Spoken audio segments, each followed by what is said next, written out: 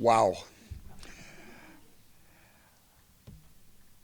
I'm sitting there while everybody's talking, especially Bill, who we worked with for many, many years in the PE department and in track.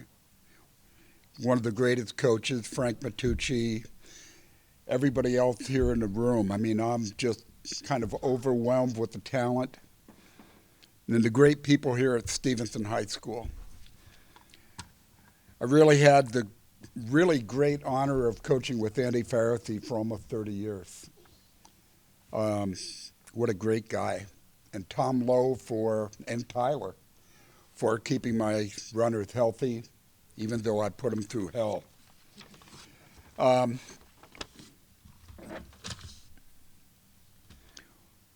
really was very, very fortunate to have a lot of really good distance runners.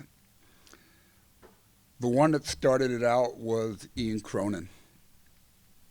Started coaching Ian when he was a junior. I started having meetings with Ian's dad. He would come into the pool and we'd talk track. I learned more from this man than any clinic I've ever been to. I learned a lot from my athletes, especially from Ian and Ian's sister, Shannon. What a great family.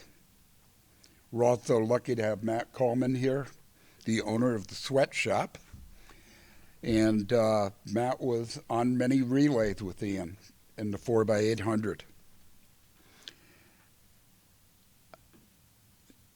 Ian had a profound impact on the distance runners here. We had one kid come in. I remember this boy was in 8th grade, running with some junior high relay team, and he came up to my girls who were just going down to the state meet, and he said, "They're no good. They stink."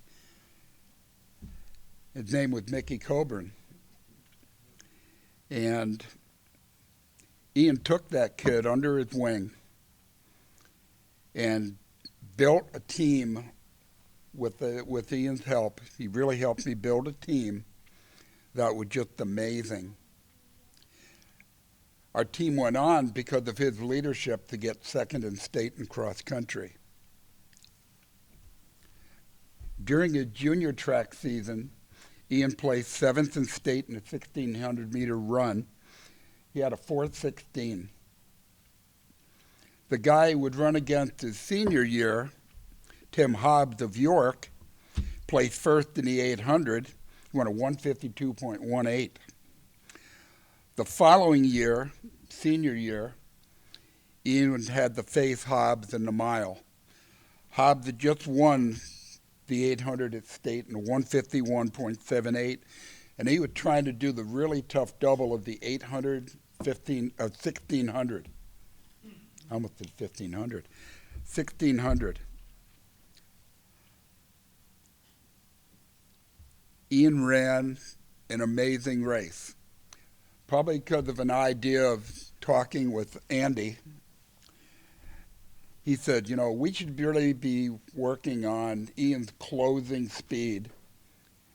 So we started putting Ian in the 4x400 at the end of every single track meet. And he was fast. And so he would he'd run the 4x8 or the 800 or the 4x8 and the mile, and then he'd have to come back and do the 4x4. And Ian was very competitive, didn't lose very often, if ever.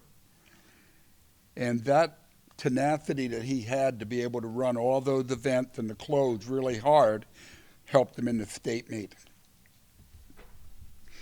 He practiced all senior year, working on where he had to be at the 1,000, where he had to be at the 1,200, and how he had to close his race. It was rehearsal for him. Dad supported him all the way, and he supported me too. His senior year, he went out kind of a casual pace for about the first 800, running like a pro. and then he started taking off. By the 1200, he took the lead, and he just smashed it. His last half mile was 2 minutes. His last 400 was 56. I got that in the notes that I don't even have to look at it because I've been talking about that for years. Every year I thought, yeah, Ian closed in a 56. He was amazing. And he won state. And his time was a 4:10.53. Just an amazing finish. Ian is so much more than just a runner. He's a great individual, a fantastic team leader, a great dad, great husband, and he comes from a really fantastic family. Ian Cronin.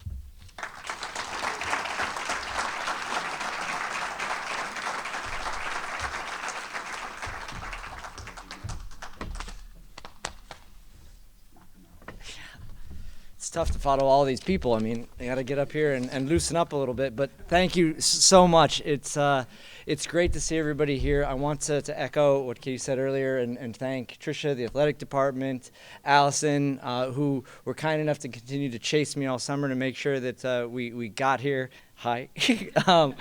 But it's really fantastic to be here. I think as an athlete, it's rare when you're chasing those 1% gains constantly to take a moment to pause, just to look back at sort of your body of work and appreciate everything that went into it.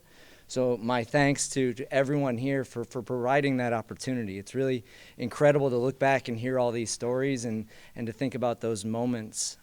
While I was doing that, I was also thinking sort of what makes a great athlete. And I think Kyle hit on some amazing points, and I think it always, starts with that personal edge. You have to have that drive, that edge, but you also have to have an ecosystem that's going to help you get there. And I think to shape that drive, to shape the edge, and to direct it a bit. For me, the ecosystem, as Coach Schauble talked about, it started at home with my parents. My dad was my coach before I knew I was being coached. I didn't realize that along the way. Which I think it was special because it meant we got to share in the successes in a way that was uncommon.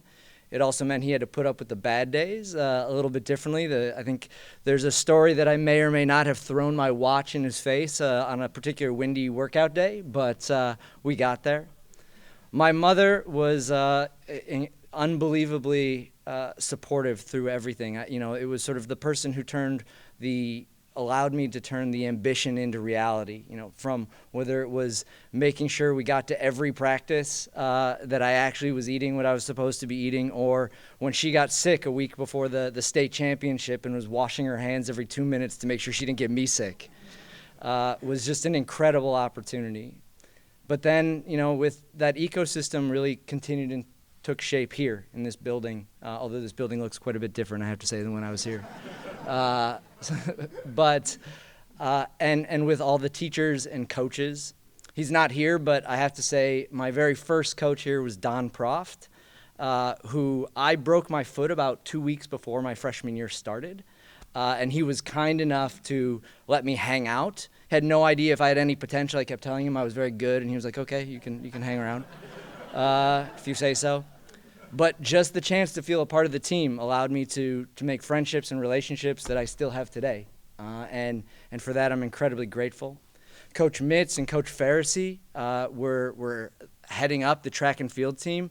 I think it was an incredible experience to have two of these guys who came from the football world for me to interact with, because they saw something I didn't quite recognize in myself yet, which was this competitive nature. And really cultivated that and reminded me that I wasn't just a very good runner, but I was a very good competitor, and I needed to lean into that if I wanted to really accomplish what I hoped to. And they did try every year to tell me, Ian, if you just put on 40 pounds over the summer, you can come play football for us. But I've seen Kyle and Michael today, and I think we can all agree my frame would not quite have succeeded in that environment, but no, that support was really incredible for me to have here. The teaching staff here, not only did it prepare me to succeed in a place like Duke University, but they recognize sort of the needs of every individual and how to get there. I remember my senior year, I don't know if it still happens, but Patriot Relays was the one home meet we had under the lights. And we thought that was the coolest thing to run under the lights. And the morning of Patriot Relays, I received notice that I was academically ineligible because I had not done any of my homework assignments in a particular class, and that was the only grade.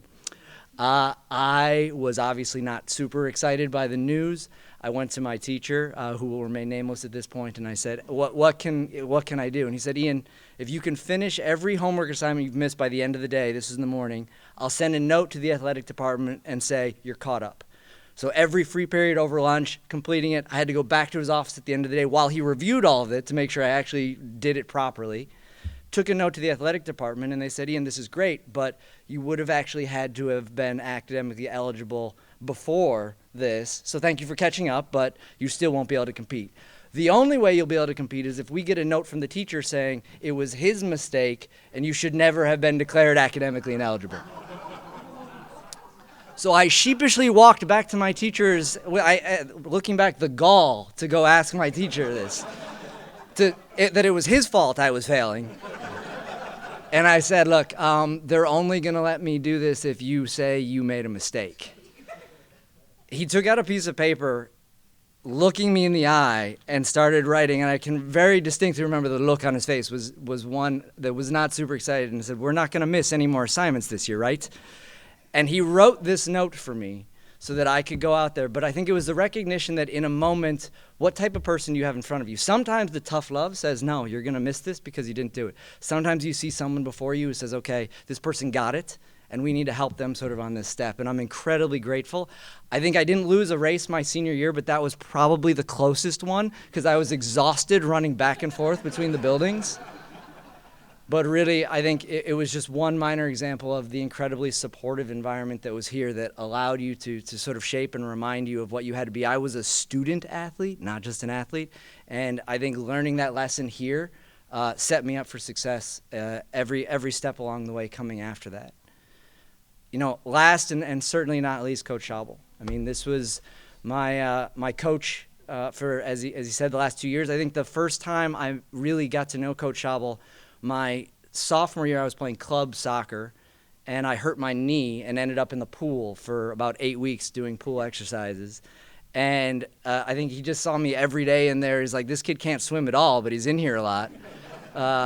And realized that I was trying to get back in shape for running, and we built an incredible relationship. As he described, we worked incredibly hard. He put in so many hours of his personal time to build a plan with us to get to the state meet, to know what happened in that championship, and to work backwards from there. Showing up with me and my dad on weekends for getting in extra workouts and just always being there.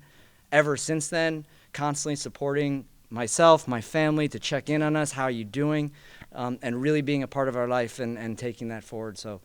So grateful to have you as part of this day, to share in the honor. And of course, to everybody else here being inducted, everybody in the room. I mean, to stand beside all of you is a huge honor for me. So I truly feel a part of the Patriot family, and I'm so proud. So thank you. And if any of you are ever in Switzerland, you call me up. We can meet up. So please. But thank you so much. Thanks.